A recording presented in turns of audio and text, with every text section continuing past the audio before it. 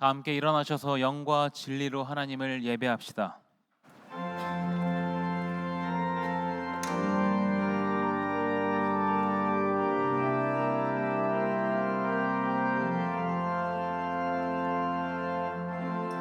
지극히 높은 주님은 낮이 성소로 들어갑니다. 세상의 신을 벗고서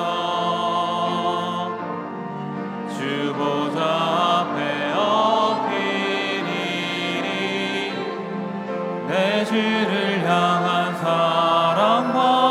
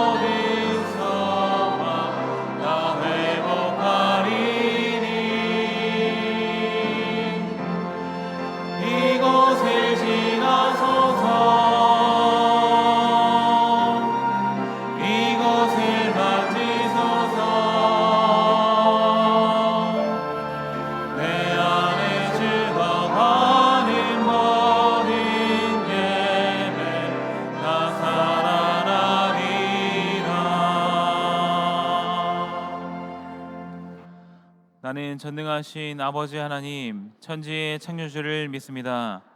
나는 그의 유일하신 아들, 우리 주 예수 그리스도를 믿습니다. 그는 성령으로 잉태되어 동정녀 마리아에게서 나시고 본디오 빌라도에게 고난을 받아 십자가에 못 박혀 죽으시고 장사된 지 사흘 만에 죽은 자 가운데서 다시 살아나셨으며 하늘에 오르시어 전능하신 아버지 하나님 우편에 앉아 계시다가 거기로부터 살아있는 자와 죽은 자를 심판하러 오십니다. 나는 성령을 믿으며 거룩한 공교회와 성도의 교제와 죄를 용서받는 것과 몸의 부활과 영생을 믿습니다. 아멘.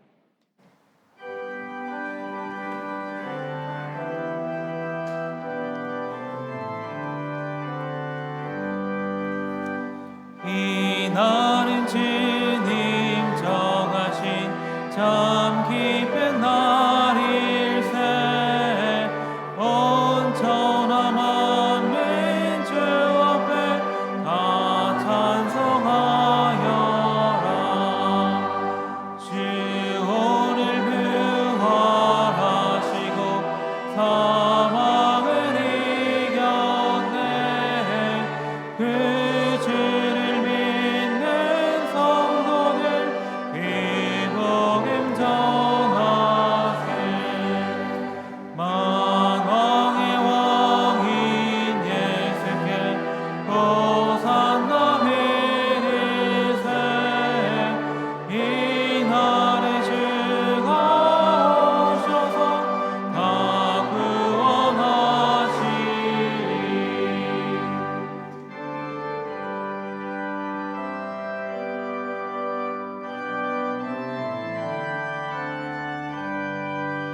큰 권능 가진 그 새 주 살 길을 주려고 온 세상 만민 가운데 주 함께 계시네.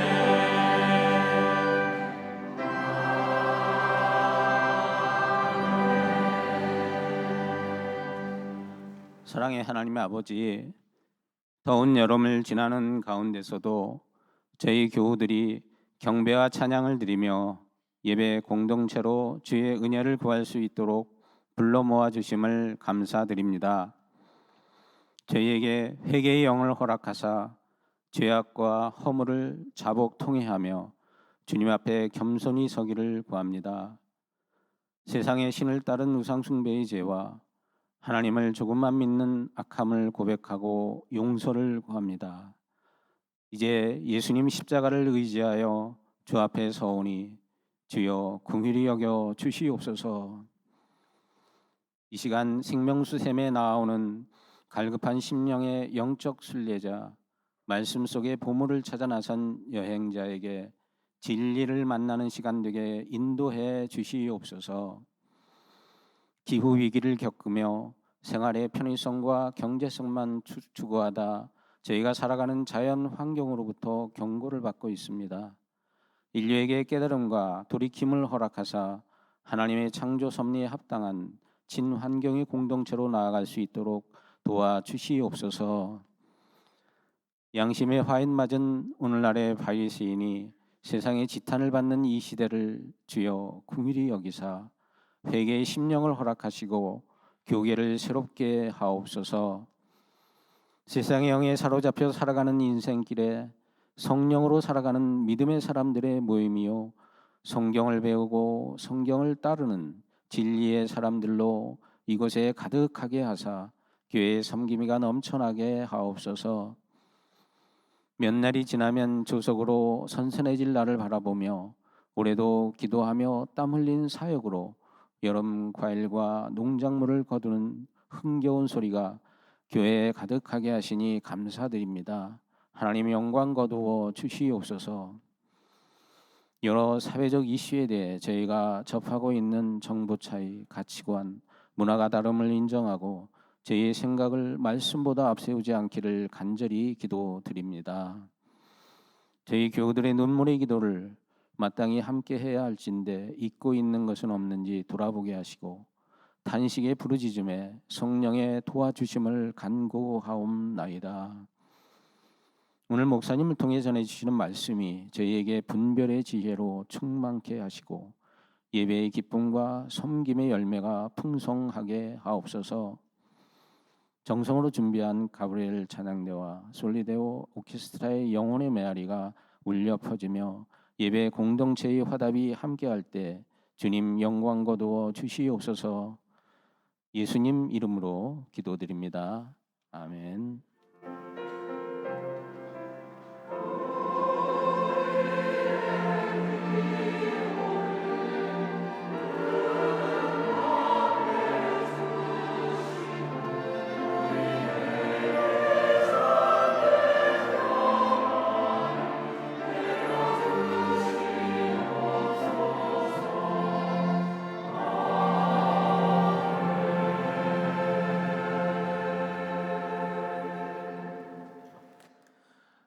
오늘 예배에 오신 모든 성도님들을 진심으로 환영하고 축복합니다. 이 시간 좌우 앞뒤에 계신 분들과 갈림길에서 지혜자를 따라갑시다 하면서 인사 나누겠습니다.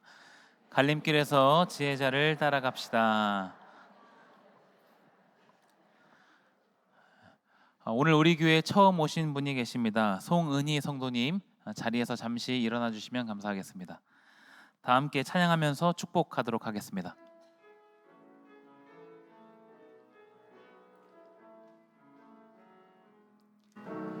평화 하나님의 평강이 당신의 삶에 넘쳐나기를. 평화 하나님의 평강이 당신의 삶에 가득하기를 축복합니다. 잘 오셨습니다.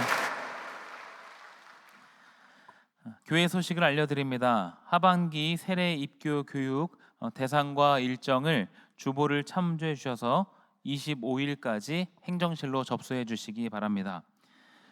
선교 바자회를 앞두고 여전도회에서 21일 수요일부터 고추 판매를 합니다.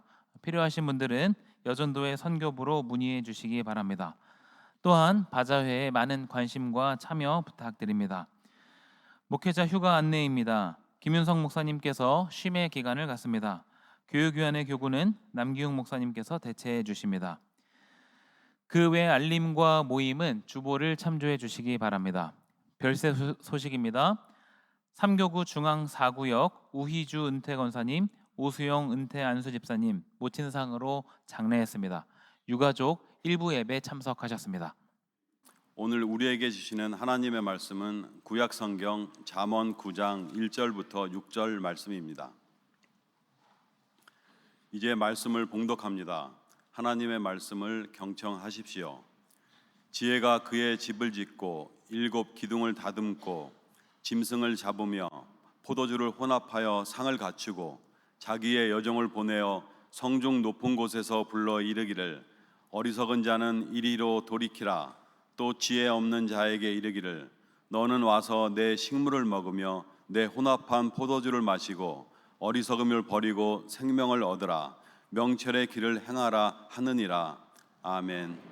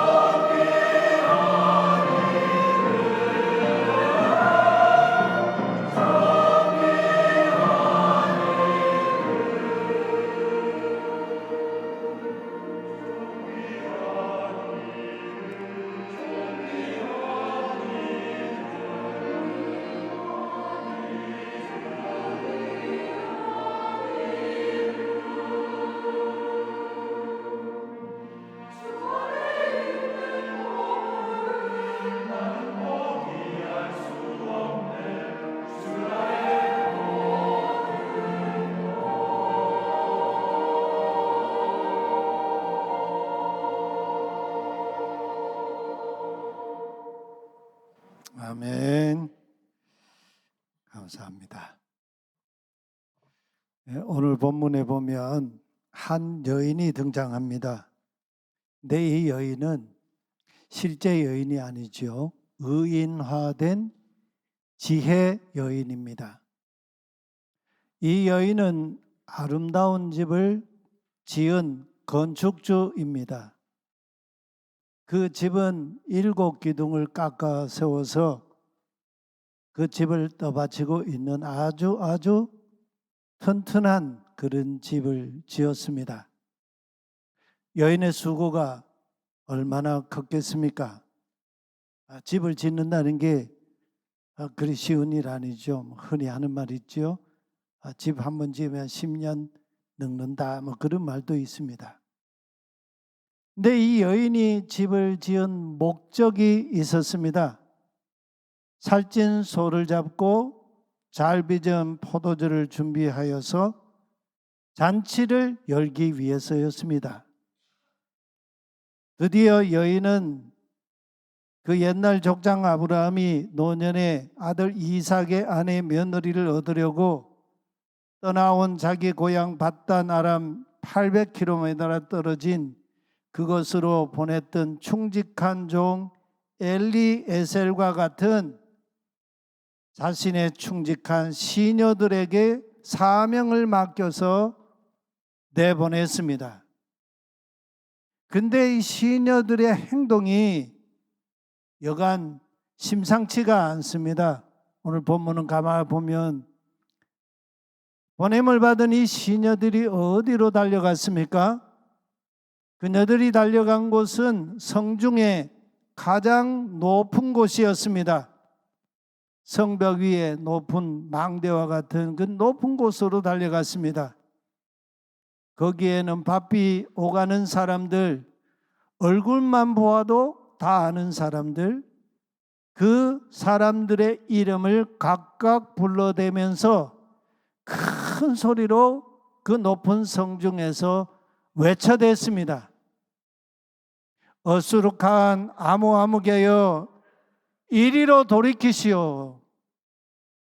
또 지혜 없는 사람, 우리 성경에 지혜 없는 사람이라고 번역하는데 원어의 뜻은 마음이 텅 빈 사람, 그런 뜻입니다.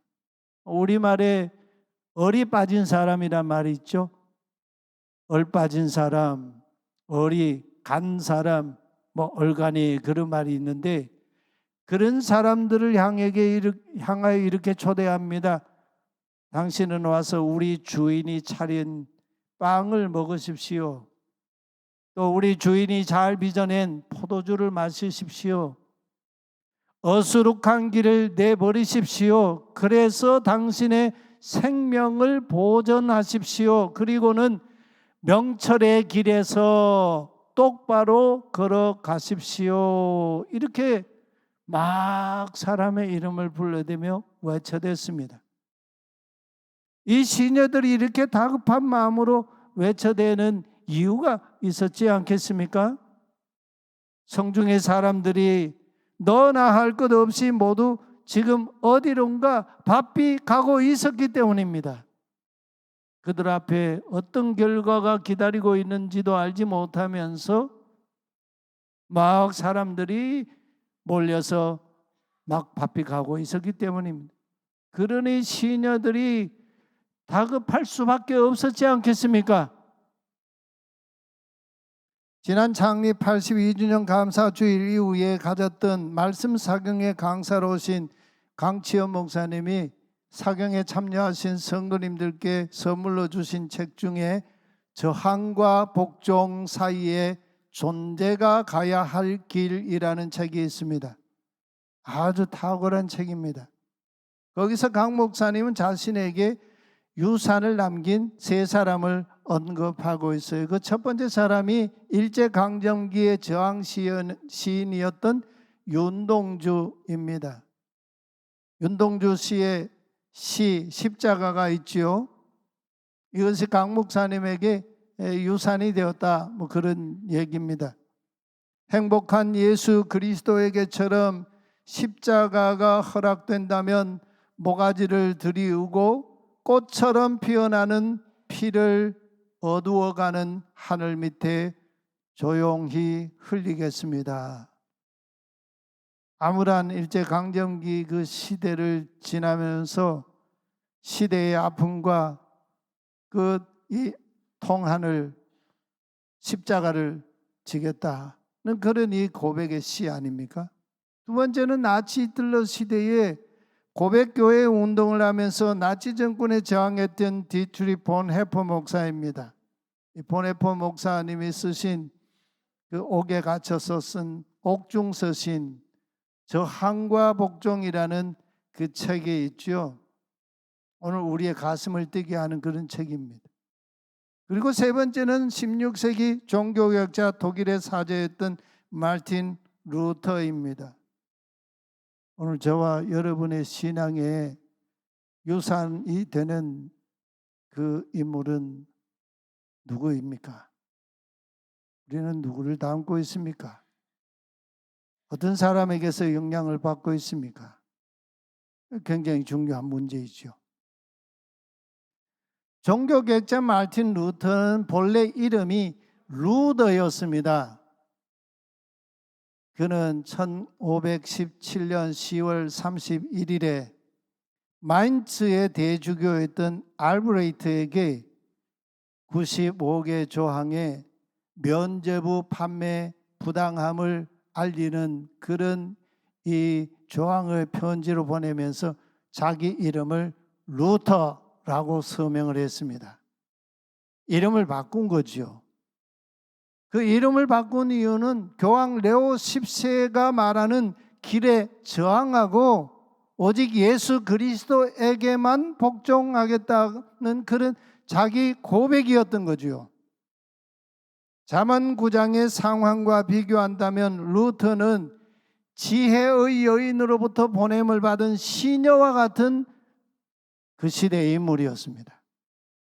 당시 무명의 신학자의 목회자였던 루터는 마인츠의 대주교 알브레이트에게 보낸 서한에서 요하네스 테첼과 같은 면죄부 설교자들이 면죄부 효력을 호도하고 있으니 이를 시정해 달라는 그런 편지였습니다. 왜 면죄부 설교자들이 문제가 되었을까요? 그 면죄부의 문제의 발단은 불법적인 중세교회의 성직 매매에 있었지요. 자격 없는 사람에게 또 어떤 돈을 바치는 사람에게 성직을 부여하는 거였습니다. 우리 교회에서는 그래서 직분자들 임명할 때 임직 헌금 하지 않습니다. 개인적으로 하나님 앞에 헌신하는 마음으로 드리는 거에 누가 맡겠습니까? 그런 헌금 우리는 없습니다. 마인츠의 대주교 알브레이트는 거상이었습니다. 그러면서 악덕 고리 대부업자였습니다. 야콥 푸거라고 하는 사람에게서 이 대부업자에게서 그에게 돈을 빌려가지고 교황에게 그 돈을 바쳤습니다. 그 대가로 마인츠의 대주교가 된 사람이 알브레이트예요. 눈덩이처럼 불어난 부채를 갚을 길이 없자 고안엔 하나의 방책이 교황에게서 면죄부 판매를 허락받는 일이었습니다. 당시 교황 권력자는 돈에 춤추고 있는 그런 인물이었는데 특별한 호의를 베푼다는 빌미로 면죄부 판매의 수입의 50%, 2분의 1을 바치는 조건으로 종교개혁이 일어나기 2년 7개월 전 1515년 3월 31일에 면죄부 판매를 승인해 주었습니다. 이때부터 면죄부가 팔렸어요. 그러니까 루터가 종교개혁하기까지는 한 2년 7개월의 시간이 흘러가고 있었던 거죠. 빚에 허덕이던 알브레이트가 면죄부 판매를 극대화하기 위해 면죄부 판매만 전담하는 면죄부 설교자를 특별 채용했습니다. 그 대표적인 선동가가 도미니크 수도회에 속해 있던 요하네스 테첼이라고 하는 인물이었습니다. 저 테첼이 지금 이 그림을 한번 보십시오. 오른손은 여기 이렇게 보면 이 면죄부 파는 그 돈을 넣는 돈통에 위에 이렇게 손을 올려놓고 있고, 왼손은 지금 어디를 가리키고 있습니까? 이게 교황 레오 10세로부터 받은 그 면죄부예요. 저기에는 금액이 적혀 있고 어떤 죄 무슨 그런 이 효력이 있다는 내용이 적혀 있는 면죄부들 쭉 붙여놓고 저걸 파는 거예요. 잠언 9장의 오늘 본문의 상황으로 비교해서 보면 이 면죄부 판매 설교자 존 태첼은 1절에 지혜의 여인과는 대비되는 13절에 등장하는 미련한 여인과 같은 그런 인물이에요. 지혜의 여인과 미련한 여인 중에서 사람들은 누구를 더 많이 추종했을까요? 그 시대 사람들이 태첼을 비롯한 면죄부 판매 설교자들에게 와 하면서 몰려다니면서 가난한 사람도 그냥 동전을 털어가지고 면죄부를 사느라고 정신이 없었습니다. 이 도시 저 도시 쫓아다니면서 면죄부를 샀습니다. 루터를 추종하지 않았어요. 태첼을 추종했습니다. 잠언 9장에 등장하는 미련한 여인의 행동 거지와 그가 하는 말 좀 보십시오. 13절에 보면요, 이 미련한 여인은 속이 비어 부끄러운 줄도 모르면서 마구 떠드는 여인으로 묘사하고 있어요. 그리고 자기 집 문간에 앉았다. 여기 집 문간이라고 하는 거는요, 이 잠언의 맥락에서, 지혜의 맥락에서 볼 때 우상의 신전에 앉아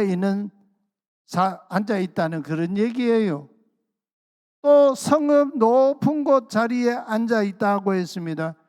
당시에 성읍 높은 곳에 앉는 사람들 통치자들이죠.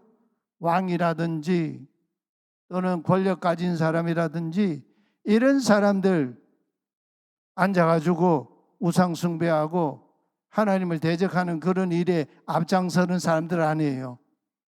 그래서 성문 높은 곳에 앉거나 자기 이 신전 문간에 앉아서 자기 길을 바삐 가는 사람들을 향해서 야, 이 숭배가 이리 오렴, 어리숙한 사람, 얼빠진 사람아 이리로 발길을 돌리라면서 뭐라고 하느냐? 도둑질한 물이 더 달고 몰래 훔쳐먹는 빵이 더 맛있다고 소리를 치는 자라, 이렇게 지혜자가 아주 고발하고 있습니다. 근데 사람들은 누구의 말을 귀 기울이기 쉬웠을까요? 우리 기준에서 보면 이미 과거지사입니다. 잠언 9장의 지혜 여인의 길, 16세기 종교개혁 시대 루터가 걸었던 길, 일제강점기의 저항 시인이었던 윤동주가 걸었던 길, 나치 히틀러 정권 시대에 히틀러 정권에 저항하며 고백교회를 했던 보네프가 걸었던 그 길, 얼마나 힘겨운 길이었을까요? 얼마나 고독한 길이었을까요? 많은 사람들이 따르지 않습니다.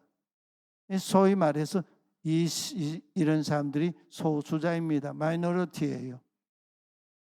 그러나 잠언 9장의 지혜자는, 지혜 여인은 10절에서 아주 단도직입적으로 이렇게 잘라 말합니다. 우리 함께 같이 봉독해 보십시다. 야훼를 경외하는 것이 지혜의 근본이요 거룩하신 자를 아는 것이 명철이니라. 야훼를 경외한다라고 하는 말, 문자적으로 보면 공경하고 두려워한다, 이런 말인데, 우리가 하나님 앞에 서면 다 두려워할 수밖에 없죠. 그러나 그 내면의 깊은 의미는 하나님의 눈 앞에서 하나님의 뜻을 추종하면서 살아가는 걸 야훼를 경외한다, 그런 말이죠. 노아가 의인이었다고 하면서 하나님과 동행하였더라 이렇게 말하고 있잖아요. 우리가 살아가는 시대의 흐름, 패턴이지요. 이 시대에 물결이 있습니다. 이 시대에 일고 있는 파동이 있습니다. 그걸 거스르는 저항에서 터져나오는 것이 야훼 경외 신앙이에요. 거룩하신 자를 안다고 하는 것은 지식의 문제가 아니에요. 공부 많이 한 사람들, 지혜 있는 사람들, 지식 있는 사람들 얼마나 어긋난 길로 갑니까? 영성의 문제예요. 작고하신 이어령 교수님, 이분은 늦깎이로 예수님을 영접했습니다. 이분이 성경을 젊을 때부터 안 읽은 것도 아니고 뭐 교회 안 가본 것도 아니고 지성으로 믿음을 거부했던 그런 사람이 있죠. 근데 예수를 늦깎이로 영접하고 세례를 받았는데 그러고 나서 지성의 삶을 버리고 영성의 삶의 길로 돌이켰습니다. 그럴 때 이어령 교수님에게는 파란만장한 삶을 살다가 마지막에는 암투병까지 하다가 주님 품에 안긴 사랑하는 딸 이민아 목사님 50대에 하나님 앞에 갔죠. 이 이민아 목사가 하나님께서 이어령 교수에게 보내신 잠언 9장의 지혜 여인이었습니다. 사랑하는 딸이 겪은 인생의 질곡이 고통 상흔이 아버지의 늙음악 인생의 지혜의 여인의 외침으로 다가온 거지요.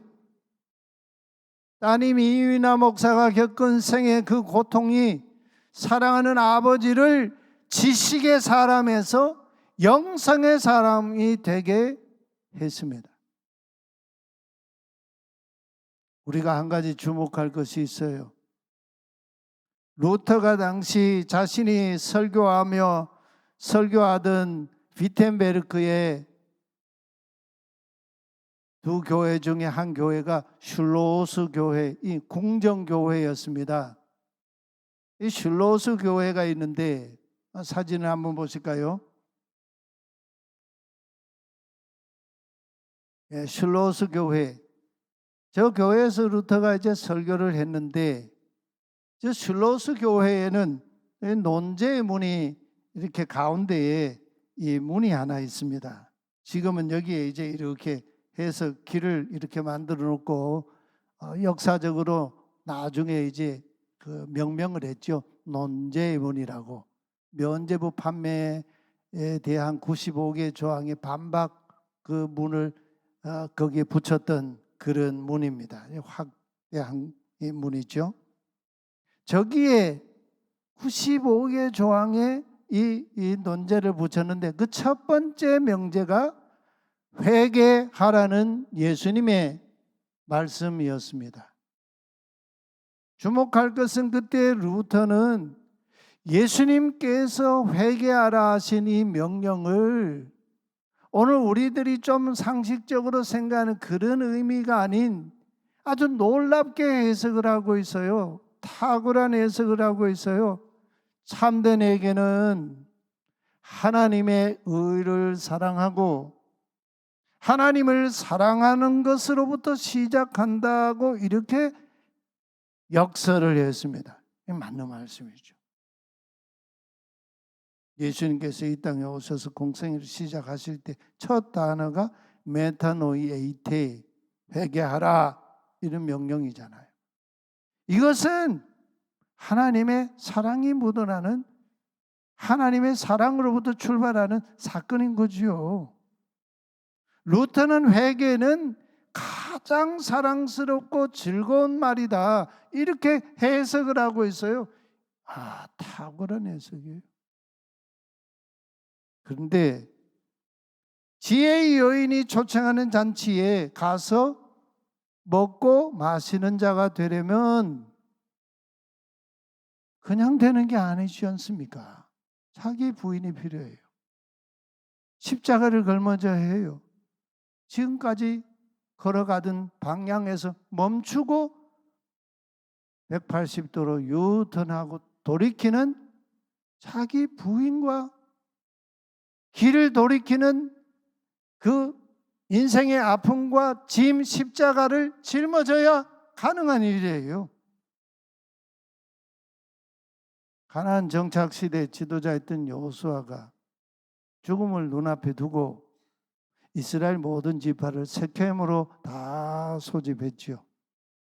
그래서 백성의 장로들이 모이고 어른들 족장들이 모이고 법관들이 모이고 또 나라의 지도자들이 모여서 여호수아의 부름을 받고 하나님의 얼굴 앞에 함께 다 섰습니다. 근데 그때 당시에도 이스라엘 사람 중에는 애굽 땅에서 섬기던 신을 섬기는 자들이 있었어요. 조상들이 메소포타미아 강 건너편에서 섬기던 신을 섬기는 사람도 있었어요. 또 가나안 땅 아모리 사람들이 섬기는 신을 섬기는 자들도 있었습니다. 그러나 여호수아는 그들을 향해 세겜에서 그 모인 자들과 언약을 갱신했습니다. 하나님 말씀을 두고 언약을 갱신했어요. 세겜 언약 갱신이죠. 만일 야훼를 섬기는 것이 너희에게 좋지 않게 보이거든 너희 조상들이 강 저쪽 메소포타미아에서 섬기던 신들이든지 아니면 너희가 지금 살고 있는 아모리 사람들의 신들이든지 너희가 섬길 자를 오늘 택하라. 그러나 나와 내 집은 야훼를 섬기겠노라. 외침인 거죠. 지혜 여인의 외침인 거죠. 근데 오므리 왕조 북이스라엘 오므리 왕조 아합 왕 때 갈멜산에서 예언자 엘리야도 아합 왕과 이스라엘 백성들과 바알 선지자 450명을 눈앞에 두고 외쳤습니다. 너희가 어느 때까지 야훼 하나님과 바알 우상 둘 사이에서 머뭇하려느냐. 여기 머뭇 한다는 말은 쩔뚝쩔뚝거린다는 거예요. 하나님 앞에 왔다가 바알에게 가면서 쩔뚝거린다는 거예요. 야훼가 하나님이시면 그를 따르고 만일 바알이 하나님이라면 그를 따르시오 했습니다. 외쳤습니다. 그러나 백성들은 그때 단 한마디도 대답하지 못하였더라 이렇게 증언하고 있어요. 왜 대답하지 못했을까요?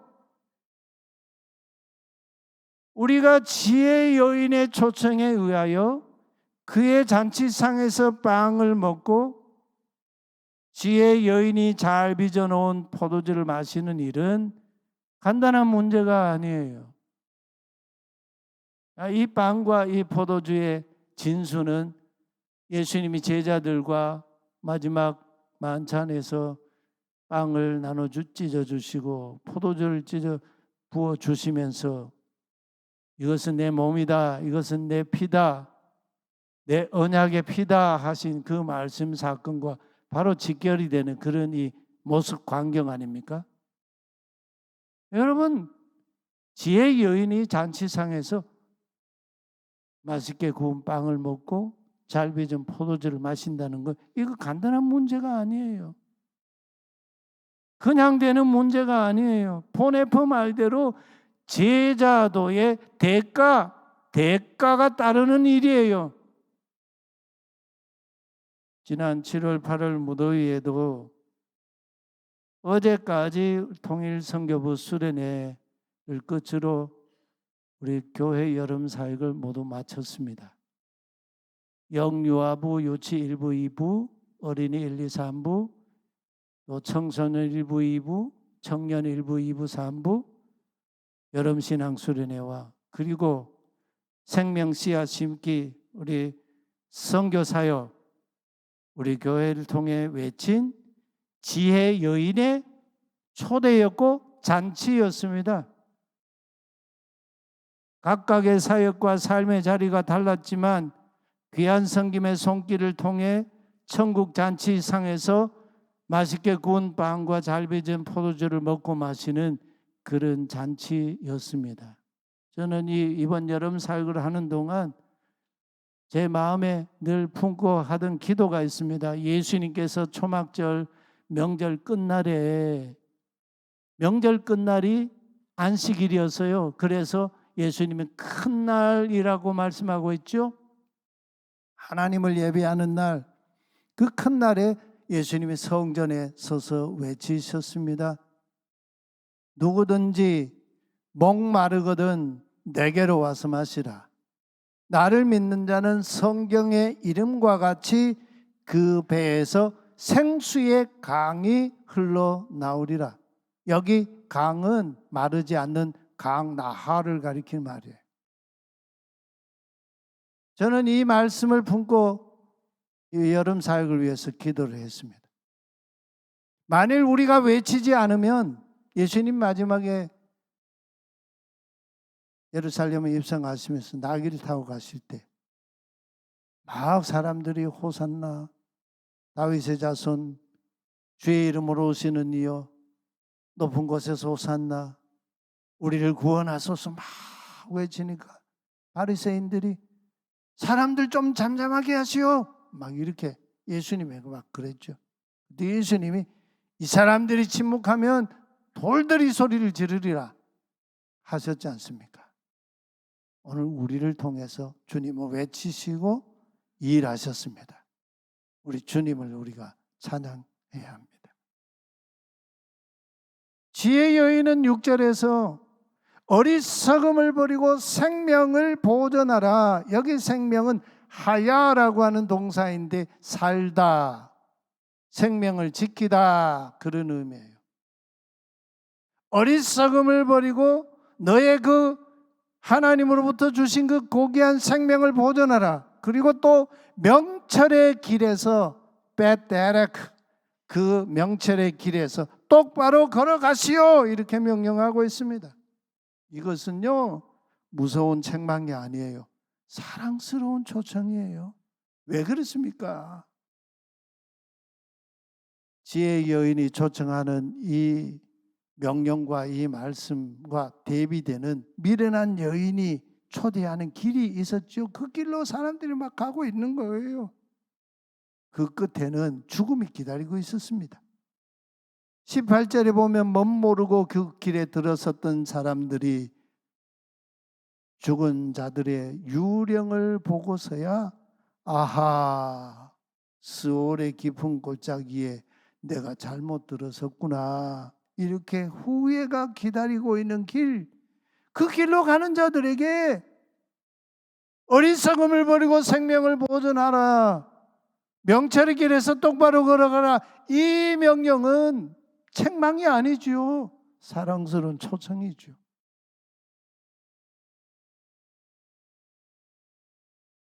종교개혁자 말틴 루터의 외침처럼 오직 하나님의 말씀 성경으로 돌아갈 것인지 아니면 사람의 전통을 따라 돈을 주고 면죄부를 사거나 성인들이 남겨놓았다는 잉여 공로를 돈으로 사서 구원을 얻는다거나 또는 권력을 가진 사람, 내가 추종하는 사람들의 그 길을 가르침을 따를 것인지 선택하라는 거예요.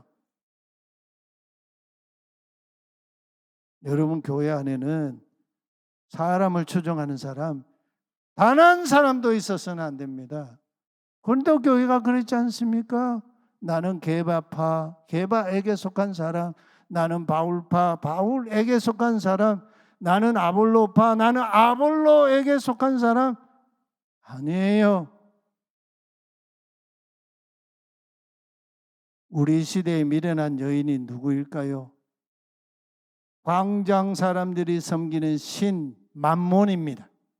물질 가치. 요즘 뭐 주식 하는 사람들 주식이 오르락 내려가니까 하루 종일 거기에 눈 받고 있잖아요. 이게 내 인생의 주인이 누구입니까? 주식 가치 아닙니까? 부동산. 근데 예수님은 우리가 하나님과 재물 두 신을 겸하여 섬길 수 없다고 아주 단호하게 말씀하십니다. 더 이상 머뭇거리지 말자 말씀이죠. 먼저 하나님 나라를 구하라. 하나님의 정의를 구하라. 그리고 너희가 살아가는 사회 속에서, 세상 속에서 하나님의 공동선을 구하는 성도가 되라. 이렇게 주님 말씀하십니다. 그러하면 우리의 필요를 하나님께서 더하여 주신다 약속하신 말씀입니다. 다시 언약의 말씀 성경으로 돌아가십시다. 회개하십시다. 우리 함께 말씀 앞에 응답하며 찬송하십시다. 나의 마음을 정결케 하소서.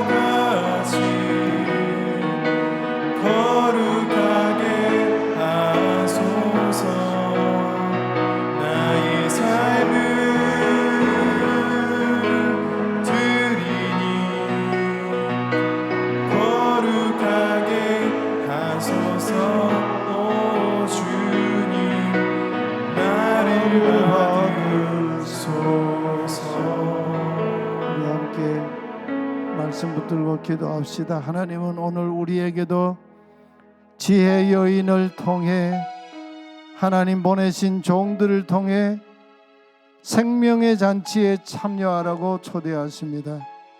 그러나 우리 주변에는 미련한 여인들이 호시탐탐 우리를 죽음의 잔치에 참여하라고 초대하고 있습니다. 여호수아를, 엘리야를, 잠언 9장의 지혜 여인을, 종교개혁자 말틴 루터를, 보네퍼를 보내신 하나님, 오늘 우리에게 사랑하는 아들까지 보내주셨습니다. 우리가 이 시대의 가치에 저항하고 예수 그리스도께만 복종하는 하나님 나라 백성으로 살게 하소서. 우리 함께 기도하십시다. 하나님 아버지, 이 무더위 가운데에서도 주님을 예배하는 자로 우리를 불러주시고 이 예배자 가운데 우리에게 귀한 말씀으로 하나님 초청하여 주시니 감사합니다. 하나님 지혜의 여인을 통해 하나님의 귀한 종들을 통해 생명의 잔치에 우리를 초대하시고 우리를 불러주셔서 그 잔치에서 주님이 공유하신 빵과 주님이 빚으신 포도주를 먹으며 주님 말씀 앞에 사는 우리들로 세워주신 감사합니다. 하나님 여호수아를 보내신 하나님, 엘리야를 보내신 하나님, 개혁자를 마틴 루터를 보내신 하나님, 보네퍼를 보내신 하나님, 이 혼돈의 시대에도 우리에게 하나님의 아들까지 보내주셨는데 우리가 이 시대 가치에 저항하고 예수 그리스도에게만 복종하는 하나님 나라의 백성으로 살아갈 수 있도록 주여 우리를 은총 베풀어 주시옵소서. 하나님 아버지, 그동안 우리는 수없이 미련한 여인의 말을 듣고 따라가는 어리석은 자들이었습니다.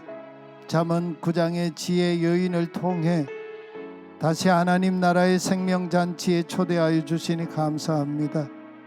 우리의 마음을 정결케 하셔서 주님의 마음 같게 하시고 주님과 함께 하나님 나라 생명의 길을 걷는 성도가 되게 하여 주옵소서. 만몬이 하나님이 되어버린 이 시대 속에서 먼저 하나님 나라를 구하고 하나님의 정의를 구하고 세상 사람들과 더불어 하나님의 공동선을 이루는 성도가 되게 하여 주옵소서. 7, 8월 폭염 속에서도 예수 안에서 대야를 들고 구슬땀을 흘리며 섬긴 주님의 종들을 칭찬하여 주시고 더 많은 것으로 섬기는 은총을 베풀어 주시옵소서. 예비하며 거룩한 손을 들어 주님께 봉헌합니다. 주일헌금을 봉헌합니다. 11조를 봉헌합니다. 감사와 선교 사회봉사 기도의 제목을 담은 목적 헌금을 주 앞에 드립니다.